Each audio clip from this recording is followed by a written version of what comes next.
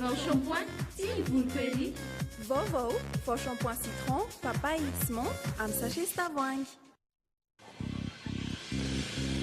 Ankafizo amin'ny fotoana rehetra ny sardine Annie. Sardine Annie, tsara tsiro, mora ampiasaina, mora vidy. Soca Vitre, le spécialiste de la menuiserie en aluminium, des volets roulants, des vitres et des rideaux métalliques. Vaovao shampoing, sardine Annie, Soca Vitre, manoltrano ny vaovao.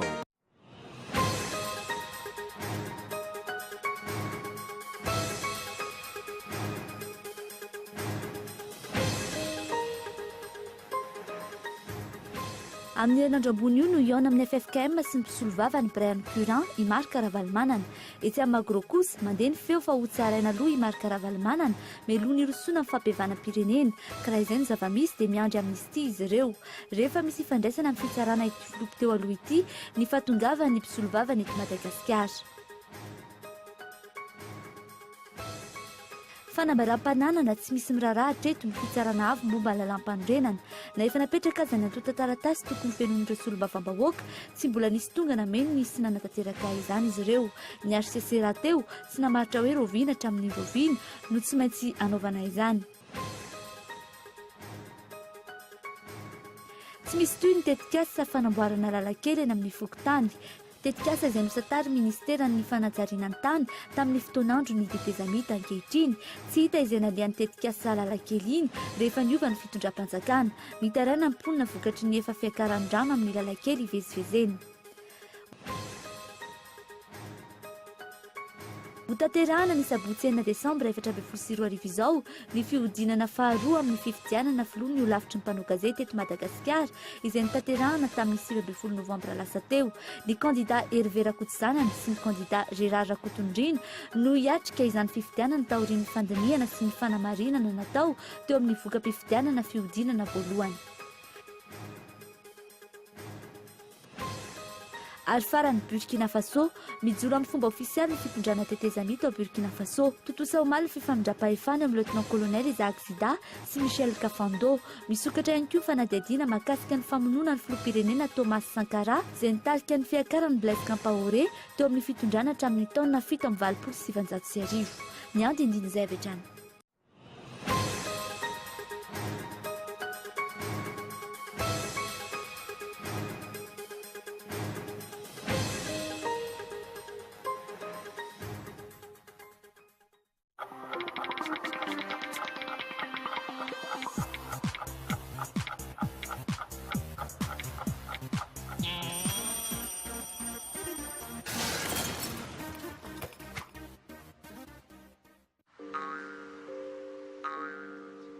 Tanane.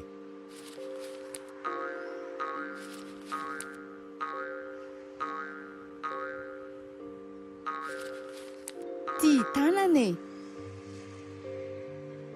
Tanane. Rehefa tsy mandoto ane dia efa manadio e.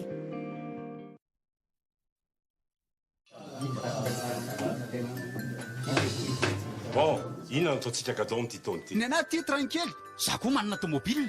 Na koa saribakolo mahafatifaty be tian'ny ankizy vavy kely ty a maty tsy mivo zany e fa tsisy zavatra fa iza no monjy any dadabe Noely. Soca Vitre en Outapenac, menuiserie en aluminium, rideaux métalliques, volets roulants, vitres, tôle,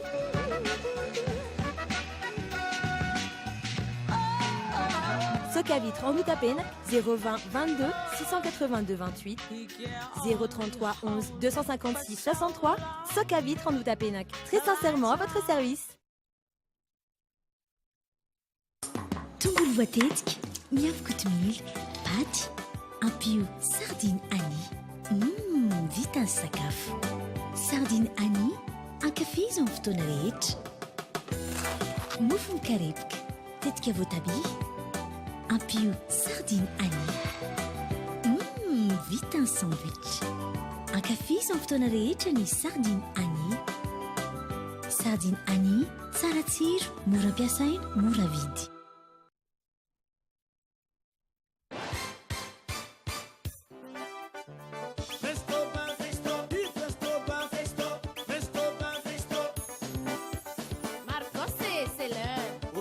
Lisa, calmano madame, Azaku Pake, Kimi sono vote, Metan Fian Cavier, Mura Carcarena, Pat Presto Buff, Sara Presto Buff, Machi Presto Buff, Presto. Maman, coucou, hein?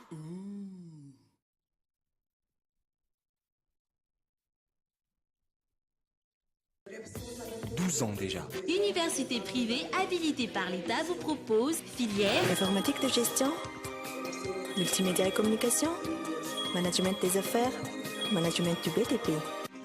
Diplôme Bac plus 2 à Bac plus 5. Offre spéciale. GSI TOS, droit 0 arrière, écolage 40 000 arrière. Inscription ouverte au GSI TOS 033 84 160 56. Au GSI Antanmarine 034 60 543 90. GSI Analakane 033 12 606 92.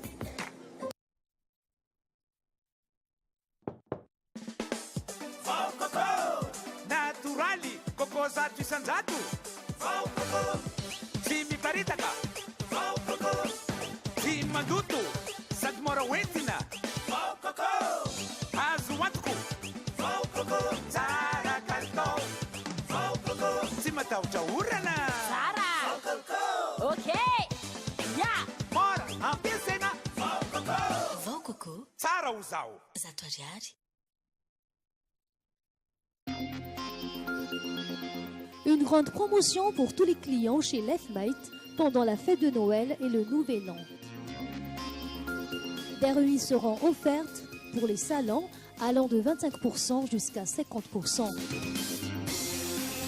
Meubles de bureau, 30% à 35%.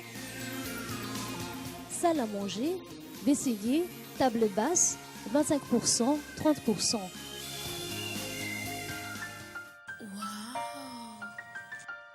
Des cadeaux surprises attendent les clients pendant cette promotion.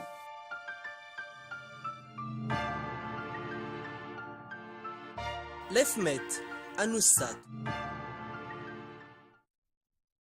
Miray Novambra ka hatramin'ny 3 Décembre.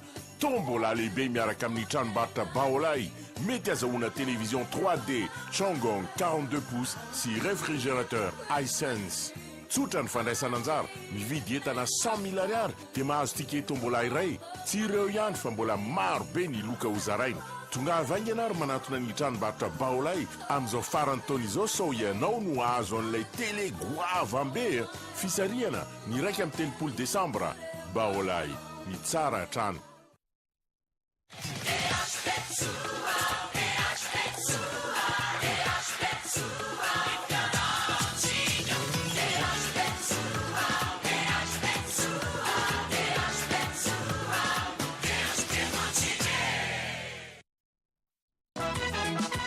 Sous le haut patronage de son Excellence, Monsieur Eradonar Mapian, président de la République de Madagascar, Monsieur Kolo, Premier ministre, le ministre d'État chargé des infrastructures, de l'équipement et de l'aménagement du territoire, le ministre des Travaux publics, le ministre du Transport et de la Météorologie, le ministre de l'Intérieur et de la Décentralisation organise le Congrès malgache de la route et des transports, 5e édition, les 26, 27, 28 novembre 2014 au CCI VAT. Retrouvez des centaines de stands des opérateurs publics, privés, usagers des routes et des transports, des opportunités d'affaires, d'échanges d'expériences et formations sur la construction et l'entretien routier. Les meilleurs artistes du moment seront à l'animation chaque jour. Divers lots à gagner lors de jeux concours, entrée libre, route et transport pour lutter contre la pauvreté. Sponsor officiel, PIT Imo, Colas, BOA, Airtel, Total, SPAT. Partenaire officiel, Zidex, Technet Group, Sogia. Sponsor, Groupe Gigi, Henri Fraise et Fils, Materoto, Vivo Énergie, Juvena.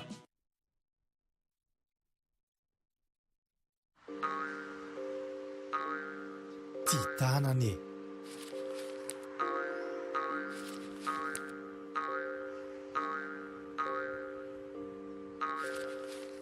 Titanane.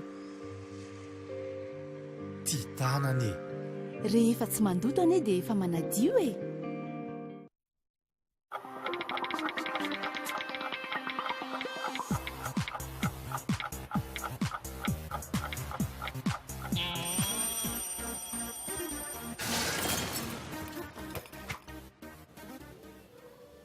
Ankafaliana trano tomboka lasy vavy tsy tiana ny tokantrano amin'izao takarivo izao miarabana ho indray ary manasanao anaraka ny fampahalalam-baovao hatramin'ny farany.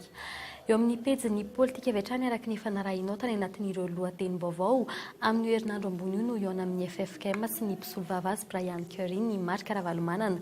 Etsy amin'ny magro kosa mandeha ny feo fa ho tsaraina aloha i marika Ravalomanana mialoha ny hirsoana amin'ny fampihavanam-pirenena ka raha izay no zava-misy dia hiandry amnistia izy ireo na izany aza tsy misy ny vaovao firy tonga etsy amin'ny magro ka mampiroro saina azy ireo raha ny vaovao azo avy amin'ny loharanom-baovao akaiky ny fitondram-panjakana androany kosa misy ifandraisany amin'ny fitsarana ny marika Ravalomanana ny fahatongavany mpisolo vavasy eto amintsika fanatetiny. Misy ifandraisany amin'ny fitsarana Ravalomanana ny fahatongavan'ilay mpisolo vava afrikanina tatsimo eto saingy tsy fantatra mazava hoe fitsarana Ravalomanana marika eto sa ilay fitsarana azy any Afrika Atsimo. Fantatra ihany koa fa niandry ny fahatongavan'ity mpisolo vava azy ity no tsy mbola nanteteraka ny fiainonan'ny fitsarana Ravalomanana hatramin'izao. Inona ary ny dossier izay ilan'ny filoha teo aloha any Brian Curry eto Madagasikara? Ilay dossier vaovao iampangana azy no niditra tsokosoko teto ve sa ireo dossier taloha? Amin'ny herinandro ambony vao afaka iona amin'ireo delegaciona maromaro efa any an-toerana ity filoha teo aloha ity. Raha ny fanazavana azo hatrany, isan'ny antony nahatongavan'ity mpisolo vava azy ity eto Madagasikara ny andinika manokana momba ireo dossier hitazonana azy any Antsiranana. Anaovana tsonjay mihitsy zany amin'ny président marika Ravalomanana amin'izay dossier izay tsy fantatra hoe foronina ahoana le izy raha araky ny nahitana azy hatra voalohany tsy arakaraka izay fipetrana izao fotoana izao tsy mahagaga raha ohatra ka tonga eto zany ny mpisolo vava azy Brian Curry zany avy any ivelany. Tsy nisy tafiditra sy hafa niresaka tamin'ny filoha teo aloha marika Ravalomanana na ny fianakaviany na mpisolo vava azy hatreto raha ny vaovao azo tetsy amin'ny magro androany. Izy ireo ihany hatreto no afaka nahazom-baovao momba ity filoha teo aloha ity taorian'ny fanampenam-bava nataon'ny Sadeka an'ireo lohandoha ampisorona ao amin'ny akolafy Ravalomanana. Hatreto efa miandrandra amnistia ireo eto amin'ny magro. Dahalo 4 arivo ary niova fo novatsiana vola maika ave fa izany atao hoe filoham-pirenena teo aloha izany mino afahanaraka ny hevitra izay inandraisana andreo dahalo ireo zany lalaka izoran'ny gadra politika rehetra raha iverina fa izany ny filoha marika Ravalomanana dia tokony hanaraka izay lalana nizorana na mitsorana ireo dahalo 4 arivo ireo izy. Isan'ireo delegaciona iona amin'ny filoha teo aloha marika Ravalomanana ihany koa ny FFKM araka loharanom-baovao akaiky ity filoha teo aloha ity. Mbola mampametra-panontaniana hatreto ny kisarisary mety hitranga amin'ity raharaha Ravalomanana ity. Raha ny zava-misy mampametra-panontaniana maro ny hoe inona ny fifanarahana politika ambadika ny zava-misy rehetra ankehitriny. Inona no tonga mialoha ny amnistia sa ny grâce présidentielle amin'ny volana Janoary. Manomboka izao ezahintsika hoe ampatsiahivina ato anatin'ny fampahalalam-baovao isaky ny zoma ny votoatin'ny fandarana dia hevitra izay karakarainy ny sampana fampahalalam-baovao ny Kolo TVFM dia ny fandarana amin'ny Kolo hevitra izay rahantsika ny isaky ny zoma amin'ny 7 ora alina ny fampihavanam-pirenena no niresantsika omaly izay nanasaina vahiny 4 amin'ny rahalahy fanampanazavana. Fampihavanam-pirenena iray amin'ireo naneho hevitra tao anatin'ny fandarana amin'ny Kolo hevitra iarina Ivra Samuelina filohany antoko DHD Madagasikara omaly. Any amin'ny vahoaka tompon-drarano lakilian'izany hoy ity mpanao politika ity ary tsy mahomby ny fomba hitondran'izany ankehitriny. Ny fanoriana dia tsotra ny azo ny vahoaka tompon-drara raha tsy izy ny balizy avy eo aminy miainga ny rara ary efa ho aminy miverina. Raha tsy misy rafitra raha teknika matipaika manovana zany sistema zany iarovana ny tombotsomoaka rehetra marina tsisy vokany io. Raha tsy atoko politika ny ainga avy amin'ny fiarahamonina ary manambady ny hevitry ny fiarahamonina fa tsy lasy manandevon'izany fiarahamonina zany dia tsisy fanjakana matipaika eto. Ho an'ny antoko teza kosa izay mpiaradia amin'ny ankolafy Ravalomanana azo tsaray ny marika Ravalomanana raha izay no ahafahana miroso any amin'ny fampihavanam-pirenena. Fa zay tsy hanao fihavananjolaha zany tompoko fa zenanao adalàna teto amin'ny firenena ity tokony tsaraina izy. Tsy tokony hanao culture d'impunité raha Ravalomanana nisy adalàna nataony ary izy efa milaza tsarao aloha avelao andeha le fitsarany fa iza sarotsaroamana le izy ho hita eo ny marina fa zany no ilain'ny firenena zany sy ny fampitokisana zany. Mazava kosa ny fahitany avy eo anivon'ny mampara ny fampihavanam-pirenena ankehitriny mila miavana amin'ny lalam-panorenana ny filoham-pirenena Rajonarymampianina ary ajana ny fiatsaram-belatsia politika ataon'ny HVM ankehitriny. Samy natsapa na notany atao hoe iza amintsika solombavam-bahoaka eto na timma na tamma na tezy avy eny izy mbola matsapa fa mbola miadana voakatsika mbola mihinan-kanina voakatsika fa ny anina an'io tadiavina rafaka pitso dia niteny leo ASVM reo hoe zay koa natsapako izay ny ala ASVM inona aloha ny vahaolana du gouvernement io tena mantaka baky teny tsy mahavita nin'inona e raha mahafantatra izany dia andao ary izy a esorina nanaiko tao ny rehetrarehetra tao tamiko anao ary ianao manao fangatampitokisana any amin'ny kolobeka sady mihinan-kanina ny vahoaka ry tsy mihinan-kanina eny ambany tetezana eny amin'ny lakanao ka iveko zany sady mamitaka amin'ny filoham-pirenena mamitaka amin'ny prime ministre mamitaka amin'ny voaka ny fidy azy. Ny rafitra kosa ny olana hoy Lazara Zafiarson kandida filoham-pirenena teo aloha saingy nanao hevitra kosa amin'ny maha-olon-tsotra azy. Za mahafantatra fa mahatonga andre mpitondra re manao foana avy eo ty fanontany ity ny adala avy eo ny mora mahazo fitondrana sa ny fitondrana ny mora mahalasa adala fa misy pikabary eto fa namay mamindra tahaka n'inona aza ny akoha rehefa sendra safa solafaka ihany na mpitondra mana baka plus 70 aro miakatra eo dia tsy matafa voaka Madagasikara zany fa misy système tsy efahana mikofika eo fa tsy hoahilika any amin'ny frantsay akory lizy hoe ny frantsay ny tompona andraikitra antsika no adala tsika zao ny tompona andraikitra fa tsy ny frantsay ndo iavana dia vita miala ho azy fotsiny frantsay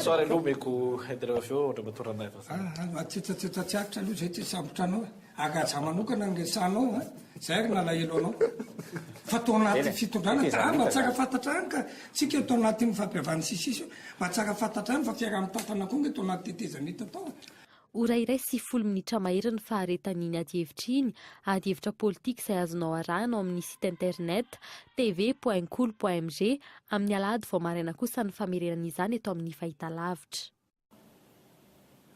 Izay ny mahakasika ny ady hevitra mahakasika ny fampiavanam-pirenena iny faraky ny fanarahinao anatin'ireo lohateny vaovao fanambaram-pananana tsy misy miraharahatra eto ny fitsarana avy momba ny lalam-panorenana na ny HCC na efa napetraka azy ny totaratasy tokony ho fenony ireo solombavambahoaka tsy mbola nisy tonga damen'izany sy natanteraka izany izy ireo ny HCC raha teo tsy namatra hoe raha ovinina no tsy maintsy anatanterahana izany raha toa ka nofaritan'ilay ordonnance avy amin'ny gouvernemanta fa 3 volana aoriny ny voan'ny ordonnance io no tsy maintsy anatanterahana izay fanambaram-pananana izay arao ny fanatetiana. 12 Novambra ilay formulaire ny fanambaram-pananana no efa navoakan'ny HCC 10 andro aty aoriana tsy mbola nisy na iray amin'izy ireo aza tonga nanatanteraka izany.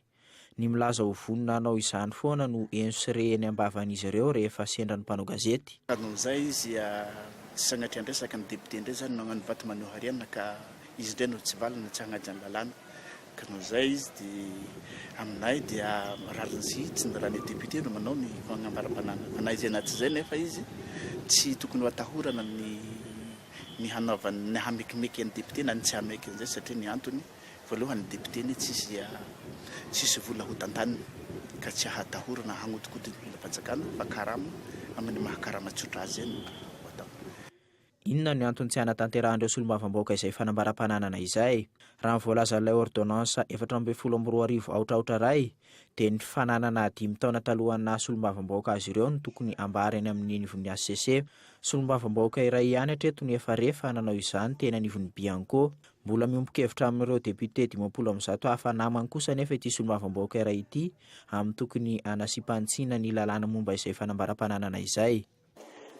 Zaho moa raha lany questeur misanany mangarahara sy ny hoe faiza mitatana na fitondrana tsara tatana dia hitako hoe adidiko no manatanteraka izany satria izay tao anatin'ny lalam-panorenana. Ny namana moa ary nirahina amin'izareo nefa nazana zany aza dia hoe ny ordonnance izay nataon'ny fanjakana ny fomba hanaovana azy io dia nangataka zareo mba misy fanovana satria misy hoe 5 taona tany aloha tsy maintsy lazainao daholo sy ny rehetra. Ny zava-misy efa nilavin'ny HCC ilay fanitsinana nataon'ny solombavambahoaka ary nakatoavin'ny HCC ilay ordonnance navoakan'ny gouvernemanta. Hatreto anefa izany tsy mbola manaraka izany ny député. Tsy raharahan'ny député ve ny fahefan'ny HCC sa misy fifanarahana any ambadika any tsy hanaovana izany. Tsy mbola misy hatreto ny fehimpotoana voatondro farany tokony anatanterahana izany fanambaram-pananana izany na dia efa namoaka ny formulaire momba izany aza ny HCC tamin'ny 12 ny volana Novambra lasa teo. Raha ny nambaran'ny mpahay lalàna iray ny HCC no tokony hanasazy ireo izay tsy manatanteraka io fanambaram-pananana io. Ahavita izany ve ity androm-panjakana ity? Iza no mandray an'le initiative de constater les déchéances zany hoe tonga dia miteno azy le zany ny fitsarana vombana lampandrena hoe député Solomba Vaovao Ranina dia frappé de déchéance sa misy mitory aloha zay vao afaka mandray fanapa-kevitra ny fitsarana vombana lampandrena amiko any zany lesika mipetraka ny fanontaniana iza no mahazo tombontsoa mampitarazoka ity resaka fanambaram-panahina ny solombavam-bahoaka ity nahoana no mangina tanteraka izany ankehitriny raha ny zava-misy ankehitriny mitovy hevitra avokoa ve ny ACC ny gouvernemanta ary mibrao-maritry ny antenimieram-pirenena ny amin'ny tsy anatanterahana izany. Vaovao mikasika ny fifidianana ny fanatsarana ny lisitry ny fifidianana no hita ny filohan'ny senita Atala Beatrice fa hampahomby ny fifidianana eto amintsika ny fanavaozana ny lisitry ny mpifidy mba ho tena mpifidy marina no azona vokatra tena izy novorian'ny senita ireo sefokotany 2020 eto Antananarivo androany ny fampiresahana momba ny fanamboarana ny lisy mpifidianana rony fanadidina. Fampidirana ireo vaofeno 12 taona sy ireo izay nifindra monina sisa no atao amin'ny fanamboarana ny lisitry mpifidy. Anjaran'ireo mpifidy izany no manamarina ny anarany any amin'ny biraon'ny fokotany fa tsy hisy intsony ireo olona hitety isan-trano hanao ny fanisana indray. Ny lisitry ny olona tsy rarisa tokantrano tsy izay akory no atao fa ho an'ireo izay tonga vaovao ao anatin'ny fokotany anankiray na koa ireo feno 12 taona vao miakatra fa feno 12 taona zany dia ampidiriny indray any anatin'ny lisy mpifidianana. Ankoatr'izay mbola eo ampanaovana audita momba ny lisitry ny fifidianana sy ny masinina mikirakira ny voka-pifidianana. Ny solotenan'ny OIF miankina amin'ny vokatry audit io no hamoahana ny lisitry ny mpifidy tena izy. Miankina amin'ny fivoahan'ny lisitra tena izy no ahafahana mamoaka ny tetiandro ny fifidianana. Azo heverina ho atoato ve izany ny fifidianana ny ben'ny tanàna. Ny 20 Desambra izao no atolotry ireo mpamatsy vola sy ny fitondrana ny calendrier électoral. Mbola tsy misy vola mivoaka ho an'ny fifidianana hatreto raha tsy voatolotro io tetiandro io. Satria raha tsy prezantena amin'ny comité de pilotage zany le calendrier dia sarosarotra ny androsandreo ny arabola. Mampanantena voka-pifidianana madio noho izany ny senita. Ny filohan'ny senita raha teo vao antso hitantana ny fifidianana solombavambahoaka ny Moldavia izay atao ny 13 Novambra ho avy izao, mariky ny fahatokisan'ny any ivelany azy amin'ny fikarakarana ny fifidianana. Lafim-baovao hafa kosa indray tsy mifanaraka amin'ny famolavolana ny drafim-panjakana ho amin'ny fampandrosoana ny PND ny famolavolana ny lalàna mifeny teti-bola-panjakana ho an'ny taona 2024. Lasa aloha ny famoahana izay teti-bola ho an'ny taona ho avy izay.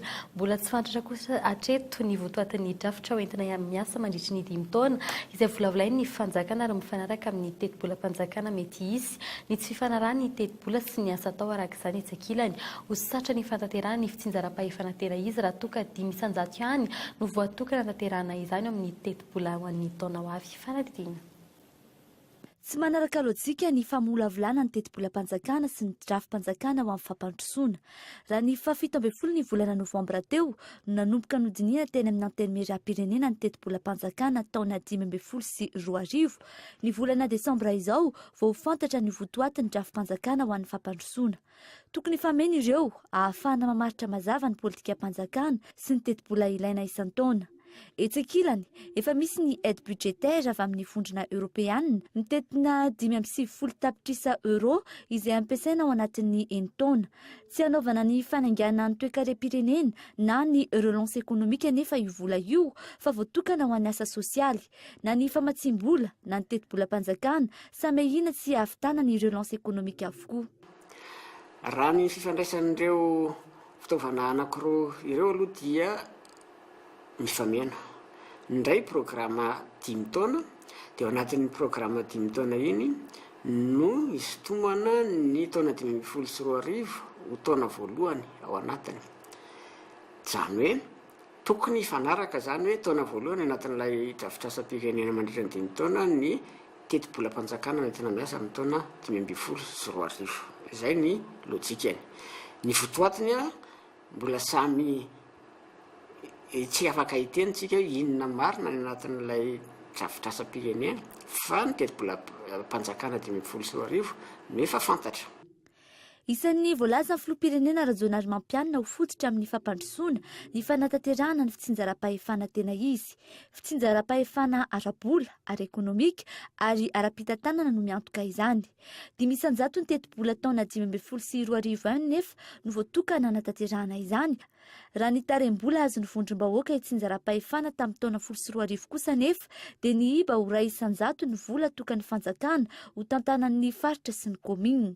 Sarotra araka izany ny ahatongavana amin'ny fitsinjara-pahefana tena izy raha toka tsy mahaleo tena ara-bola ny faritra.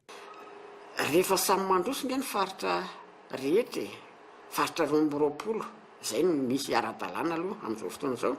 Raha mitovy ny fitsinjarana ny harem-pirenena amin'ireo faritra izao ka mahazo ny sahazaza ny faritra tsirairay, tokony hanaraka ho azy tokoa izany fampihavanam-pirenena izany, fa tsy vangongo aty Antananarivo daholo ny 570 isan-jato ny teti-bolam-panjakana avy ety Antananarivo no mitantana azy. Ny teti-bola voatokana ho an'ny fampianarana, ny fahasalamana, ny fandriampahalemana ary ny fambolena no fantatra fanampiana tamin'ny teti-bola taona 2024 mihoatra ny taona 2024. Mainga avy any fotony anefa ny fampandrosoana ny faritra. Tsy afaka manao izany ny faritra eto amintsika no ny teti-bola voatokana ho amin'izany dia kely dia kely. Voatery mikaroka vola manokana ny faritra ahafahana mamaly ny filan'ny mponina ao aminy. Lafomba vaofakosa indray samba ny androany ny vondriny ireo mpanao Facebook izay mpinamana sy mifampiresaka isan'andro momba ny raharaham-pirenena rahampitahaina amin'isan'ny mpanao Facebook rehetra eto Antananarivo vitsy dia vitsy no tonga namaly ny antsona izany azy ny fampiresaka ny ezaka namoaka hevitra izy ireo izay mahatsapa fa na dia singa iray kely dia kely azy dia vonina ny tondra ny hevitra rehetra avy amin'izy ireo hampandrosoana ny firenena. Zorakotindrina. Tsy nisy afa-tsy 30 teo eo saingita fa niezaka nitondra hevitra avokoa isan'ireo mpaneho hevitra amin'ny Facebook ireto olona maromaro ireto. Ny fanentan'izy ireo ary ny fanome fotoana dia ny fankahita ary niezaka namondrina hevitra. Mila ialana ny fifanomezan-tsiny sy ny fanehoan-kevitra miafina samihafa. Fanao ny ankamaroany ny mpampiasa Facebook izy ireo fa rehefa olom-pirenena dia mila mijoro ka ny fanoloran-kevitra no ataon'izy ireo. Androany fionana voalohany saingy ny sehatra ara-toekarena sosialy sy ny fitantanandra rano ikatroana. Dia niezaka izahay namantatra ny tily ny olana fototra misy eto amin'ny firenena ity mahatonga zao saforivorolava sy ny krizy miverimberina eto amin'ny firenena. Ny tanjon'izy ireo dia ny hamoaka atolo-kevitra goavana miainga avy amin'ny etaetan'ny olon-tsotra, atolotra ny fitondram-panjakana, hanatsarana ny tetikasa-panjakana. Le tolo-kevitra ivoaka eto izany dia tolo-kevitra tsy sanatria akory hoe andeha hifaninana amin'ny efa nataony ny fitondram-panjakana hoe ny PGE na ny PND fa kosa mety anampy be dia be mihitsy ary ny fitondram-panjakana anitsy ny zavatra efa mivolavolaina ary mety tsara zavatra satria ny avy any amin'ny olom-pirenena tsotra mihitsy ane. Etsika ny olom-pirenena tsotra tsy hijerena firehana politika ity atao ity ho raisin'ireo mpitondra fanjakana ve izany ireo sosikevitra atolotr'ireo facebookeur ireo sa ho diny tsy hita ka hijanona ao anatin'ny Facebook fotsiny ihany. Mbola izy ny fivoriana manaraka ary eo amin'ny Facebook ihany no ifanentanana amin'ny fanatanterahana izany. Fa eo amin'ny tontolon'ny asa fanaovan-gazety kosa indray ho tanterahany asabotsy 1 Desambra 2024 izao ny fiodinana faharoa amin'ny fifidianana filohan'ny olafitry ny mpanao gazety eto Madagasikara izay tokony ho tanterahana ny 20 Novambra farany teo ny kandida Hervé Rakotosanany sy ny kandida Gérard Rakotonirina no hiatrika izany fifidianana izany taorian'ny fandrinana sy ny fanamarinana tao teo amin'ny voka-pifidianana fiodinana voalohany nisy ny fifampisarana traikefa ny arana tamin'ny Fano Rakotondrazaka momba ny fikarakarana ny fifidianana isokatra avokoa ireo biro-pifidianana 20 manerana nosy nantanterana ny fifidianana ny 9 Novambra farany teo ny 12 Desambra no fantatra ny vokatra ofisialy fanampanjavana. Matoa Fano Rakotondrazaka mpanao gazety namana fantatra amin'ny fananany traikefa amin'ny fikarakarana fifidianana. Araka izany dia tapaka ny fivorim-beny toto-tsaina tamin'ity andro ity fa rehefa voamarina tanteraka ny voka-pifidianana fiodinana voalohany no tanterahana ny 9 Novambra lasa teo manerana ny nosy dia tazomina ny voka-pifidianana rehetra ho an'ny kandida eo amin'ny toeran'ny sekretera jeneraly, mpitam-bola, filoha lefitra ary mpanolo-tsaina isa-paritany. Mitohy ny dingana rehetra efa nirosoana tamin'ny fifidianana ka ny kandida laharana fahatelo Hervé Rakotosanany sy ny kandida laharana fahaefatra Gérard Rakotonirina no hiatrika ny fiodinana faharoa amin'ny fifidianana ny filohan'ny filakevitra ny lavitra ny mpanao gazety eto Madagasikara. Mikasika ireo karatra mahamatianina kosa dia nanambara ny komity mpikarakara ny fifidianana fa miankina amin'ny komity mpamolavola ny karatra ny fanovanana tsy ny lisitra sy ireo karatra hoentina mifidy. fa fampandrosoana ny Madagasikara io no tanjona voalohan'ny fiofanana nomen'ny FES ho an'ny tanora OILT-pianina fiofanana nitondrana ny lohahevitra hoe tanora mivoaka kolontsaina vao. Tanora miisa 5 no nivoaka androany rehefa nahazo fiofanana nandritra ny 9 volana avy amin'ny FES. Misy amin'izy ireo no efa vonina hiatrika amin'izay maha-leader azy ireo izay. Misy kosa nefa ireo izay tsy mbola vonina fa vao andalina raha ny fanazavany fanadiriana. Tanora mivoy kolontsaina vao, io no lohahevitra nentin'ireo tanora OILT-pianina 5 niatrika amin'ny fiofanana nomen'ny FES nandritra ny 9 volana. Fanofanana tanora malagasy ho lasa mpitarika eto amin'ny firenena, izay amin'ny ankabeny no votoatin'ilay fiofanana niompana tamin'ny sehatry ny politika sy ny fandraharahana. Mbola maro raha ny hevitr'izy ireo ny lesoka tokony harenina eo amin'ny tontolon'ny politika eto Madagasikara. Be dia be ny lesoka izay raha tsika mahita ilay izy amin'ny ankapobeny saingy fotsiny hoe ny manova an'ilay izy ny zavatra ny sarotra atao, ohatra hoe eo ny mbola betsaka ny kolikoly, mbola betsaka no mandeha ny resaka fianakaviana sy ny be isan-karazany. Ilay fomba fisainana aloha izany no tena hita hoe raha amiko manokana ny tena mila fanovana raha ohatra amin'ilay fitondrana politika amin'ny ankehitriny. Ary amin'io tsy ny hoe ny gouvernemanta ihany no resana eto fa hatramin'ny madinika ilay vahoaka madinika izany concerné an'izay satria izay koa mbola hita hoe tsika fanameloka fotsiny hoe adisoany ranona sy ranona dia izay no tena hita hoe tokony mbola hahita izany ilay resaka toe-tsaina. Arak'izany ho vita ve ny manova ny toe-tsaina ireo mpanao politika eto amintsika? Etsy ankilany ny ankamaroany amin'ireo tanora nahazo fiofanana ireo no efa vonina hiatrika sahady izay maha-leader azy ireo izay na no hoe ho mpitarika eto amin'ny firenena. Mipikarakara ny fiofanana etsy ankilany izay miaiky fa ilaina ny tanora eo amin'ny fampandrosoana ny Madagasikara, indrindra fa amin'izao toerana misy antsika izao, ka antony ihany koa ny fisian'ilay fiofanana. Rehefa mikiodalana toy izao ny firenena dia matetika adino hatrany ny tanora. Ny tanora maro anisa ao amin'ny poniny Madagasikara ary ilaina ao anatin'izao kiodalana izao ny manome indray, manome fanantenana indray ho an'ireo tanora ireo mba ahazoan'izy ireo miara-misa lahy sy miara-misa vavy ao anatin'ny ireo fanampitelo lehibe ireo dia ny repoblika ny demokrasia ary ny fisehitry ny fiariana satria ireo tanora ireo dia afaka mitondra finiavana politika vaovao, afaka mitondra kolontsaina vao, vonina ny tondra fijery vaovao amin'ny momba ny tantaran'i Madagasikara ohatra. Ny farana omaly ny fofanan'ireo tanora OILT-pianina miisa 5 vehivavy 12 sy lehilahy 14. Fiofanana andian'ny 10 raha toka ny taona 5 ny andian'ny voalohany tamin'izany. Miisa 590 amin'izao fotoan'izao ny isan'ireo OILT-pianina miaraka amin'ireo 12 vaovao ireo. Faraky ny efa narahinao tany anatin'ireo lohatenim-baovao tsy misy toy ny tetikasa fanamboarana lalakely eny anivon'ny fokontany. Tetikasa inosantariny ny ministeran'ny fanajariana ny tany tamin'ny fotoan'andro ny tetezamita ankehitriny tsy izay nalehan'ity tetikasa lalakely ity rehefa niova ny fitondram-panjakana amin'ny taraina ny mponina vokatry ny fafiakaran'ny rano amin'ny lalakely ivezivezeny. Arao ny fanatetiny. Aiza ireo tetikasa lalakely ny matimatesa amin'ny fanjakana nandritra ny tetezamita rehefa natomboka. Aiza ny fitohizan'ny asa-panjakana, tsy mitohy intsony ireny asa ireny ankehitriny. Raha ny zava-misy tsy nisy vitatra amin'ny farany ireo tetikasa lalakely teny amin'ny fokontany 7/70 tapitra niaraka tamin'ny tetezamita ireny tetikasa ireny. Teraka olana samihafa eny amin'ny fiarahamonina ny fahasimbany lalakely izay ampiasain'ny mponina ety Ampandrana. Fahasahiranana be tsy misy fiovana aloha amin'ny karteny be sarety iny ambany rehetrarehetra iny tsisy fiovana fa ny eo ihany ny eo ny ranobe tsisy farany. Ny ambon'ilay dalina ny lalana fa kely fotsiny ohatr'izao fa mila mitandrina be raha mandeha raha fa ny rano rehefa miakatra ny rano tsisy fandehanana mihitsy ary. Tenay zany rehefa avy ny orana dia tena mijaly ny mponina ety. Ny tatezana mihoatra ny rano, ny mpianatra tsy afaka mandeha, ny rano miditra any an-trano rehefa fahavaratsy ny andro. Mametra-panontaniana araka izany eny anivon'ny fokontany, nakaiza ireny tetikasa ireny, tetikasa izay tokony ho nahavitana lalakely rehetra teto amin'ity fokontany ity. Ho an'ity fokontany ity miatra manaina ny faharatsian'ny lalakely. Zara raha nisy ny 200 ny lalakely tokony natao no vitatra amin'izay. Ireo vita nefa nisy ny tsy maintsy noravaina taty aoriana noho ny kalitaon'izany rehefa tsy nisy nanaraka intsony ny fampitana ny asa. Raha ny dalina mandalo eto am-pandalasanana zany amin'ny fahatandrefana iny dia anisan'ny mampaty izy mihitsy rehefa fahavaratra ohatr'izao satria efa misy zavatra tapaka ilay tetezana eo dia izay zany ny antony hoe mba hitohizan'le tetikasa nitohina aloha hatramin'izao dia mbola tsy hitanay nitohy an'le projet hatramin'izao. Raha tsy aivina vola mitetina 7 tapitrisa euro namatsiny agence française de développement ity tetikasa lalakely ity teto andrenivohitra.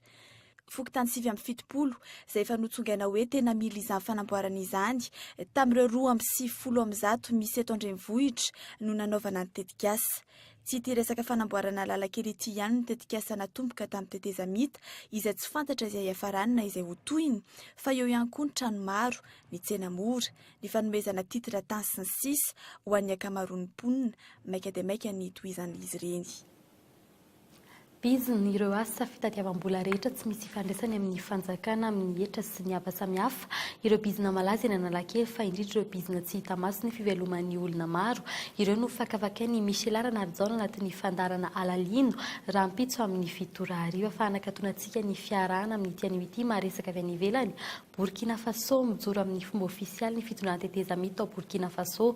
Totosa omaly ny fifamindra-pahefana eo amin'ny lieutenant colonel Isaac Sida sy Michel Kafando sokatra ihany koa ny fanadihadiana mikasika ny famonoana ny filoham-pirenena Thomas Sankara izay nitarika ny fiakaran'ny Blaise Compaoré teo amin'ny fitondrana hatramin'ny taona 720 faraky ny fanarahinao tato anatin'ny fampahalalam-baovao androany misy ifandraisany amin'ny fitsarana ny marika ravalomanana ny fionany amin'ny mpisolo vavady sy ny FFKM amin'ny herinandro avy eo fa novoriany senita kosa ny sefokotany 2.20 Antananarivo androany ny fampiresana momba ny fanamboarana ny lisitry ny mpifidy fa tsy ahafahana manatanteraka ny PND na ny drafim-panjakana ho amin'ny fampandrosoana ny lalana amin'ny feno teti-bolam-panjakana ho an'ny taona 2024 ary farany ho tanterana ny asabotsy fa 9 Desambra 2024 izao ny fiodinana faharoa amin'ny fifidianana ny filohan'ny olafitry ny mpanao gazety eto Madagasikara. Dia izay ihany koa no entina manakatona ny fampahalam-baovao amin'ny teny malagasy tamin'ny tian'io ity azadino amin'ny 6 latsaka fefa ny fampahalam-baovao amin'ny teny frantsay ty fandarantimo dia mbola azonao rano anatin'ny trankarany tv.cool.mg mametraka ny veloma ho amin'ny rampitso indray veloma tompoko.